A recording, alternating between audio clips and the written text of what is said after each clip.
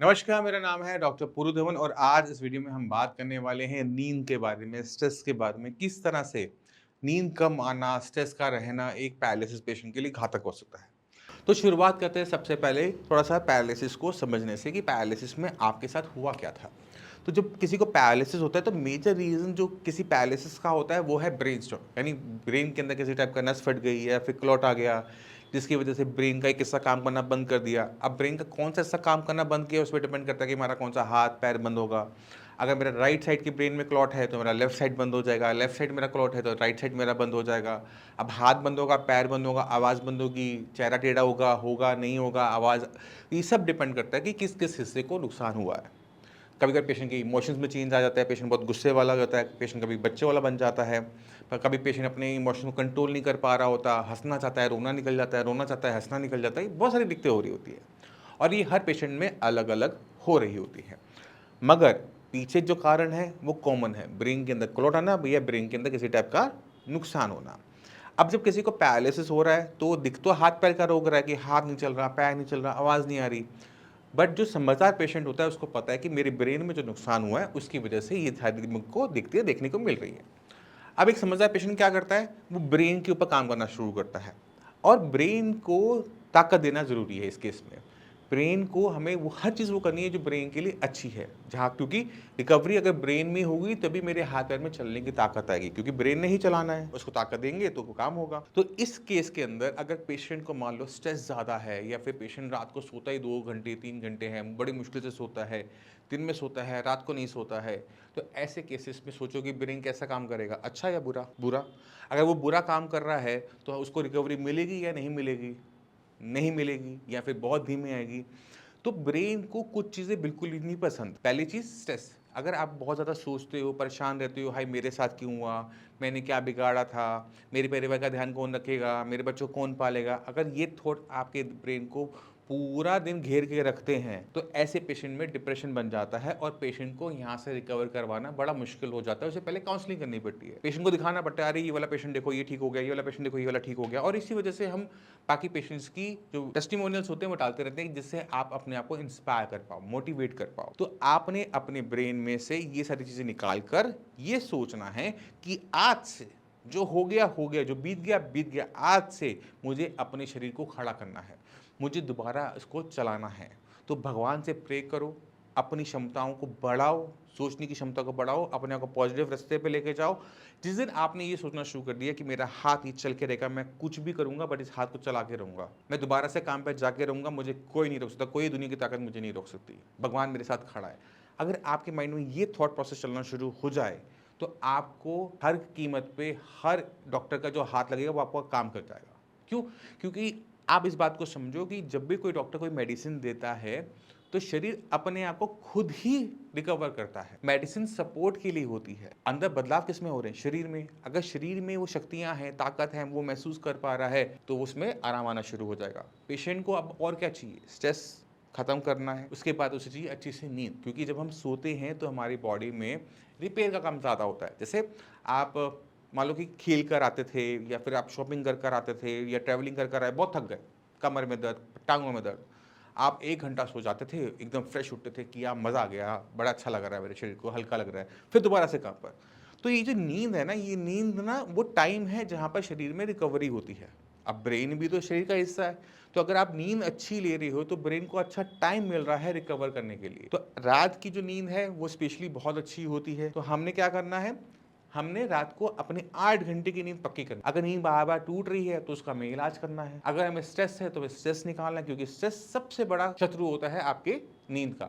Tension ज़्यादा है, नींद कम हो जाएगी। तो हम इसको बाहर निकालेंगे, 8-9 घंटे की अच्छे से नींद लेंगे। अगर हमने बॉडी दबानी है, बॉडी दबाओ, सिर पे तेल लगवाना है, तेल लगवाओ, जो मर्ज़ी करो। टाँग दबानी, टाँग दबाओ, खाना पूरा अच्छे से खाओ और सोवो। 8 घंटे जब आप नींद पूरी ले लेते हो, उसके बाद आपकी बॉडी में जो ताकत है हमने सो इस्तेमाल करना है और फिर हमने करनी है ब्रेन की ट्रेनिंग। अब ब्रेन की ट्रेनिंग हमें करने के लिए कुछ ज़्यादा मेहनत नहीं करनी पड़ती, हमें सिर्फ एक्सरसाइज करनी पड़ती है। एक्सरसाइज वो भी सिंपल सिंपल एक्सरसाइज, यानी अगर मेरे पैर में चलने की ताकत लानी है तो मुझे चलना ही है, मुझे साइकिलिंग नहीं करनी, मुझे कोई बैठ के ट्रेनिंग नहीं करनी, मुझे लेट के कोई टांग नहीं उठानी, मुझे कुछ नहीं करना, मुझे सहारा लेना है। अगर मुझे ज़रूरत है तो स्टिक के से चलते हो स्टिक से चलो, वॉकर से चलते हो वॉकर से चलो, सहारा लेके चलते हो सहारा लेके चलो, बट चलना शुरू करो। दिन में जितने घंटे आप चलोगे, आप खुद ब खुद देखोगे कि आपकी बॉडी में, आपके ब्रेन में वो सुधार होना शुरू हो गया। क्यों? क्योंकि ब्रेन अब यहाँ पर अपने आप को बदलना शुरू कर रहा है। तो हिंदी में का कहावत है ना, करत करत अभ्यास कर जड़मती हो सुजान, रस्सी आवाजात के सर पर परत निशान। सेम सेम फंडामेंटल लगेंगे। आपने मेहनत करोगे, जितनी आप प्रैक्टिस करोगे, ब्रेन चेंज होना शुरू हो जाएगा। और ब्रेन जब चेंज होना शुरू होगा तो किस काबिलियत को लेकर आएगा? जो आप प्रैक्टिस ज्यादा कर रहे थे। और आप प्रैक्टिस क्या कर रहे थे? चलने की। लेट के टांग उठाने की नहीं, कुर्सी पे बैठ के टांग उठाने की नहीं, खड़े होकर चलने। ठीक है ना? आप साइकिलिंग कर रहे थे, ना आप स्विमिंग कर रहे थे, आप सिर्फ और सिर्फ चलने की कोशिश कर रहे थे, तो आप उसी में कामयाब हो गए। अगर कोई पेशेंट साइकिल चलाता रहता है कि मेरी टांग ठीक हो जाएगी, मेरी टांग ठीक हो जाएगी, टांग ठीक हो जाएगी, बट वो टांग ठीक सिर्फ साइकिल चलाने के लिए होगी, चलने के लिए नहीं होगी। तो अगर आप कोई गलती ऐसी कर रहे हो तो एक बार ठहरो, समझो, पीछे क्या किया है वो देखो, क्या सुधार हुआ उसको देखो, तो आपको समझ में आ जाएगा कि डॉक्टर साहब जो बात कह रहे हैं वो सत्य क्या है। तो एक्सरसाइज सिंपल होती हैं, बट उनका जो ड्यूरेशन होता है वो लंबा होता है। मैं आपको ये नहीं कह रहा कि आप 45 मिनट एक्सरसाइज करो, नहीं, दिन में 3 घंटे 4 घंटे जितना चल सकते हो चलो। थक जाते हो बैठ जाओ, चाय पियो, दोबारा खड़े हो जाओ और शुरू हो जाओ। क्योंकि जितना आप प्रैक्टिस करोगे 16 घंटे के अंदर, 8 घंटे तो सो रहे हो, 16 घंटे के अंदर जितनी आप प्रैक्टिस करोगे उतनी तेजी से आपको रिकवरी देखने को मिलेगी। पेशेंट को अगर बिस्तर पे लिटा के रखते हो, बिठा के रखते हो, उसको कहते हो कि जब तो ठीक हो जाएगा तब तो एक्सरसाइज कर लियो, या फिर लगता है कि पेशेंट मेरा बहुत वीक है, इस पे दया आ रही है, इसको नहीं करना चाहिए, गिर जाएगा, ये हो जाएगा वो हो जाएगा, आप पूरा टाइम देखते रहोगे, पेशेंट पूरा का पूरा बेड पे ही रहेगा। टांगे की जो मांसपेशी है वो सूख जाएंगी, जो चलने की काबिलियत है वो चली जाएगी, जो दूसरी टांग चल रही है वो भी खत्म हो जाएगी। तो ये वाली गलतियां बिल्कुल मत कीजिएगा। तो हमने शुरुआत तो नींद और स्ट्रेस से की थी, बट घूमते घूमते धीरे धीरे हम कहाँ तक आ गए, बट फिर भी कोई बात नहीं, अच्छा कुछ सीखने को मिला। अब मैं चाहता हूँ कि आप कुछ जो पैरालिसिस के पेशेंट हैं किस तरह से वो रिकवर हुए उनको देखो, क्योंकि उनसे आपको मोटिवेट होना है। अगर वो ठीक हो सकते हैं तो आप भी ठीक हो सकते हैं। ये जो भावना है अपने अंदर भरनी है, जो डिप्रेशन आपके अंदर भरा हुआ है कि मेरा कुछ नहीं हो सकता, मेरे परिवार को कौन देखेगा, आप ही देखोगे, आप ही करोगे, बट आपको उसके लिए दोबारा से अपने अंदर सारी ब्रह्मांड की शक्तियों को भरना पड़ेगा। सच्ची कहता हूँ, पूरी ब्रह्मांड की शक्तियों को भरना पड़ता है। तो शुरुआत होती है खुद से, अपनी सोच से, उसके बाद खाना बदलना है या फिर हमने एक्सरसाइज करनी है, ये सब चीजें बात की है। पहले अपनी सोच बदलनी कि मुझे ठीक होना। जिस दिन आपने ये सोच लिया कि मुझे ठीक होना है तो आपको ठीक होने से कोई नहीं रोक सकता। अब मिलो पेशेंट से, फिर मिलते हैं अगली वीडियो में। नमस्कार, मेरा नाम है डॉक्टर पुरु धवन और आज हमारे साथ हैं रमेश जी। रमेश जी हैं लखनऊ से। तो रमेश जी, आपका लकवा कब हुआ था? 8 जुलाई को था। 8 जुलाई 2024 को हुआ था। और तब आपकी कंडीशन कैसी थी? तब तो चल नहीं पाते थे, पकड़ भी बिल्कुल चल नहीं पाते थे। कुल्लू का ये पकड़ कर ले जाते थे उनको लोग। और अभी यहाँ से ट्रीटमेंट कितने टाइम से चल रहा है? अभी साहब 2 महीने 1 महीने 2 बार ले गए थे, तो 1 महीने 15 दिन खाए, 15 दिन के बाद में 15 दिन नहीं खाए भी इतनी। अच्छा, 2.5 महीने खाई है अभी। हाँ, अब 2.5 महीने में सुधार कितना हुआ है? बहुत बड़ी सुधार हुआ साहब। एक क्या सुधार हुआ बता तो दो। तो साहब चल नहीं पाते, बैठ नहीं पाते थे, चल लेते हैं तो खुल कर लेते हैं अब। मतलब चलना उठना बैठना अब शुरू हुआ है। अब शुरू हुआ था। अब बिना सहारे के चल लेते हो? जी, बिना सहारे चलते हैं साहब। 1-2 किलोमीटर चले जाते साहब। 1-2 किलोमीटर चल लेते हो। जी, ये तो बहुत अच्छा सुधार है आपके अंदर, बट अभी हाथ में अकड़न बहुत है। हाथ ही में कहाँ ठीक से। है, उसका मैं कर रहा हूँ कि अभी 2.5 महीने हुए हैं ना, अकड़न का मैं दे रहा हूँ इस बारी कि हाथ आपका सीधा हो जाए।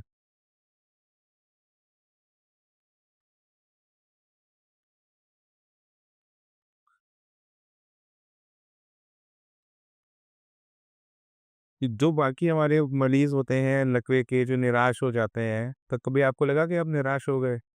अरे हम निराश नहीं हुए साहब। निराश नहीं हुए, नहीं, हम निराश नहीं हुए साहब। मेहनत करते रहे ना? जी, ठीक है। लकवा जब भी किसी को होता है ना, तो सबसे बड़ी गलती कोई लकवा का मरीज़ क्या कर सकता है, वो है हिम्मत हारना। अगर आपका पेशेंट या आप हिम्मत हार जाते हैं, मेहनत नहीं करते या फिर ये सोचते हैं कि जब आप ठीक हो जाएँगे तब चलना शुरू करेंगे, तो सबसे बड़ी गलतियों में से एक होता है। जिस तरह से रमेश जी हों या बाकी जितने भी आपने हमारे मरीज़ देखे हों, उनमें एक कॉमन चीज़ थी कि वो कभी हिम्मत नहीं हारे हैं। उनके अंदर वो एक शक्ति थी, चाहे वो 10 साल पुराना लकवा था, चाहे ये इनका अभी 1 साल पुराना लकवा क्यों ना हो। उनमें एक इच्छा शक्ति थी कि मुझे ये चीज़ को ठीक करना है। तो जो पेशेंट बिस्तर पे लेटे रहते हैं, बैठे रहते हैं, उनके घर वाले कहते हैं कि नहीं उनको नहीं उठने देना, ये बीमार हैं, बीमार की तरह उनको ट्रीट करते हैं, तो वो मरीज़ कभी ठीक नहीं हो पाते हैं। एक दिन बीच में जाऊँगे तो थेरेपी कराने हम 4 पहिया गाड़ी चलाई थी अपने हाथ से। क्या? अपने हाथ से चलाई 4 पहिया गाड़ी। आप अच्छा 4 पहिया गाड़ी खुद ले गए? मेरा बेटा था नहीं, मेरा ले गया था कहा मैं खड़ी करो गाड़ी यहाँ लान के जरा। खुद चला ली गाड़ी आप? अपने हाथ तक ले गए थे हाँ। अब मत करना दोबारा से, ठीक है? पहले थोड़ा-सा हाथ ठीक होने दो फिर चलाना। तो ये हिम्मत होती है बट इस हिम्मत को ज़्यादा इस्तेमाल भी नहीं करते जैसे रमेश जी ने किया था, खुद गाड़ी चला के चले गए। क्योंकि इसमें रिस्क होता है, आपको भी रिस्क होता है और सड़क पे चलने वाले जो बाकी सारे खुद लोग होते हैं, उनको भी रिस्क होता है। क्योंकि ब्रेक लगाने में अगर थोड़ा-सा भी टाइम ज़्यादा लगता है, तो किसी न किसी को चोट लगने की संभावना बढ़ जाती है। तो ये जो रमेश जी ने किया, इसका मैं सपोर्ट नहीं करता। इनको भी मना करूँगा कि ऐसा ना करें। ठीक है जी, सुन रहे हो? अगली बार ऐसा नहीं होना चाहिए, ठीक है? रिक्शा करके चले जाया करो, बैटरी रिक्शा चलते तो होंगे आपके यहाँ पर। नहीं तो उनको कर लिया करो बट ऐसे मत काम किया करो, ठीक है? तो इसको हम वीडियो को यहीं खत्म करते हैं, बाकी हम पेशेंट को देखते हैं, इनकी थोड़ी-सी जो स्टिफनेस है उस वाले पार्ट पे काम करते हैं बट सीखने वाली बात ये है कि आप लोगों ने जो गलतियाँ हैं वो नहीं करनी है, आपने मेहनत रखनी है, बिस्तर पे लेटे-लेटे अगर आप मरीज़ को सिर्फ़ मेडिसिन देते रहोगे तो उससे पेशेंट ठीक नहीं होने वाला, पेशेंट से नहीं चला जा रहा, आपने उनको पकड़ना है, खड़ा करना है, चलाना है। अगर आप ये हिम्मत दिखा देते हो, ये थोड़ी-सी मेहनत कर लेते हो उनके साथ, तो पेशेंट बहुत जल्दी रिकवर होता है, चाहे वो हमारे रमेश जी हों, चाहे हमारे बाबूजी हों, तो बहुत स्पीड से रिकवरी देखने को मिलती है।